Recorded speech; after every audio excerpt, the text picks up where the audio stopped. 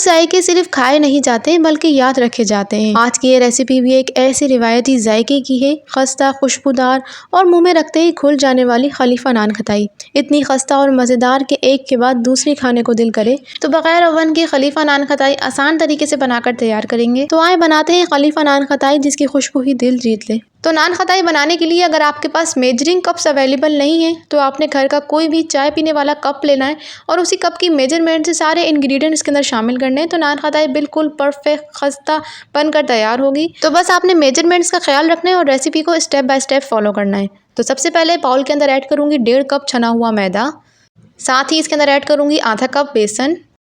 اب میں اس کے اندر ایڈ کروں گی 1 کپ سے تھوڑا سا کم چینی کا پاؤڈر۔ نارملی جو گھر کی چینی ہوتی ہے وہ آپ نے گرائنڈر کے اندر ڈال کے اس کو پیس لینا ہے، بالکل پاؤڈر فارم میں آ جائے گی۔ تو آپ نے اس کے اندر شامل کرنا ہے 1 کپ سے تھوڑی سی کم میں نے اس کے اندر چینی شامل کی ہے۔ 1 T spoon baking powder add کروں گی اور 2 چٹکی اس کے اندر میں نے شامل کی ہے بیکنگ سوڈا۔ تمام انگریڈینٹ کو میں بہت اچھی طرح سے مکس کر لوں گی۔ اب تھوڑا تھوڑا کر کے میلٹڈ گھی اس کے اندر شامل کروں گی۔ گھی کی جو کوانٹٹی ہے وہ 1 کپ ہے، پورا 1 کپ اس کے اندر گھی شامل ہوگا، لیکن آپ نے تھوڑا تھوڑا کر کے آپ نے گھی اس کے اندر شامل کرنا ہے۔ اب میں اس کے اندر ایڈ کروں گی 2 چٹکی جائفل جویتری کا پاؤڈر، 4 سے 5 الائچی کو کوٹ کے اس کے اندر میں نے شامل کیا ہے۔ الائچی کا جو فلیور ہوگا نا تو وہ بہت اچھا سا اروما اس کے اندر ڈیولپ کرے گا، اور جب نان کھتائی کو آپ بیک کریں گے تو اس کی خوشبو سے آپ کا پورا گھر ہی مہک جائے گا۔ اب ہاتھوں کی ہیلپ سے اس کو آپ نے اچھی طرح سے مکس کرنا ہے۔ ہتھیلیوں کی جو گرمائش ہوگی نا اس سے گھی میلٹ ہو جائے گا اور یہ بالکل ڈو کی شکل اختیار کر لے گا، بالکل ایک کوکی ڈو بن جائے گی۔ تو یہ جو ساری چیزیں ہم نے اس کے اندر شامل کی ہیں، بیسن، میدا، گھی، یہ اس کو پرفیکٹ خلیفہ نان کھتائی والا ٹیسٹ دے گا۔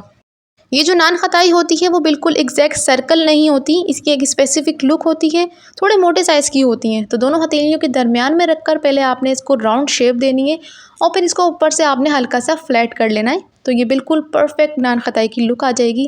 ساری نان کھتائیاں اسی طرح سے میں بنا کر تیار کر لوں گی۔ 1 انڈے کی زردی کے اندر 2 سے 3 قطرے یلو فوڈ کلر کے شامل کر کے اچھی طرح سے میں اسے مکس کر لوں گی۔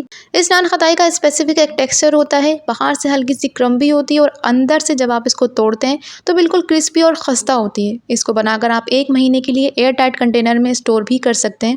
اب انڈے کی زردی کو نان کھتائی کے اوپر اچھی طرح سے برشنگ کر لوں گی تاکہ جو نان کھتائی کی جو سگنیچر لک ہے نا وہ آ جائے گی اس کے اوپر۔ جو ٹاپ اس کا اوپر سے سلائٹلی ریڈش اورنج سا ہوتا ہے سو یہ وہ کلر آ جائے گا۔ اب میں اسے پہلے سے گرم پتیلی کے اندر درمیانی آنچ پہ 35 سے 40 منٹ کے لیے بیک کر لوں گی، اور اگر آپ اسے اوون میں بیک کرنا چاہتے ہیں تو 180 ڈگری سینٹی گریڈ کے اوپر 20 سے 25 منٹ میں پرفیکٹ نان کھتائی بیک ہو کر نکل آئے گی۔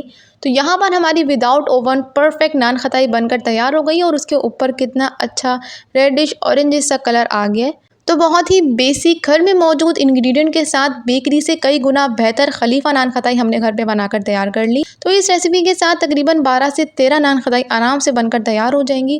نان کھتائی کے نیچے کتنا اچھا اس کے اوپر کلر آیا اور کتنی یہ خستہ نان کھتائی بن کر تیار ہوئی ہیں، آپ کو لک سے ہی اندازہ ہو رہا ہوگا۔ تو ریسیپی کو ایک بار بنا کر ضرور ٹرائی کیجیے گا، مجھے اپنا فیڈ بیک ضرور دیجیے گا، ویڈیو کو لائک اور چینل کو سبسکرائب ضرور کریے گا۔ ریسیپی کو ایک بار بنا کر ضرور ٹرائی کیجیے گا، مجھے دعاؤں میں یاد رکھیے گا۔